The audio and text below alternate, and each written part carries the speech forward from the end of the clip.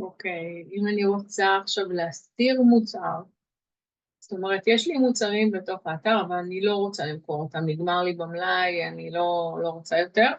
אני נכנסת ל-WooCommerce למוצרים, יש לי פה את הרשימת מוצרים שלי. כל עוד הם פה מופיעים בהכל, בפורסמו, זה אומר שאנשים יכולים להגיע אליהם בכל מיני דרכים, אז מה שאני צריכה לעשות זה לקחת את זה, ברגע שאני אעביר את זה לטיוטה, לא יראו את זה יותר, או שאני מוחקת את זה לגמרי. אז אם אני עכשיו רוצה להעביר מוצר לטיוטה, אני עושה ככה, מסמנת אותו, עריכה קבוצתית, ואני יכולה לבחור אם להעביר לפח. אוקיי? רגע שנייה, הנה, אכן, להעביר לפח.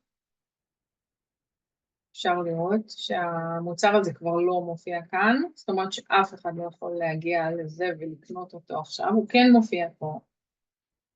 אם אני ארצה יום אחד להוציא אותו מהפח, להחזיר אותו לחיים, אני אלחץ כאן, ואני יכולה, רגע, אם אני אעשה רוקן פח הוא לא יעבוד יותר לעולם, אז אני יכולה לעשות לו שחזור, או למחוק לצמיתות, או שחזור.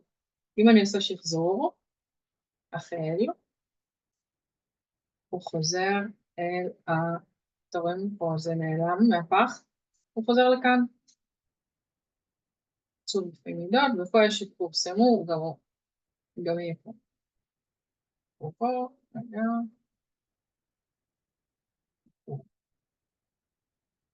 בודקת, קמרה. הוא מופיע. סטטוס טיוטה. רוצה שהוא יופיע כפורסם. פורסם לא פורסם. זהו. עכשיו אני רואה שהוא חזר להיות בפורסמו. עכשיו יש 6, קודם היה 5. זהו, ככה זה עובד.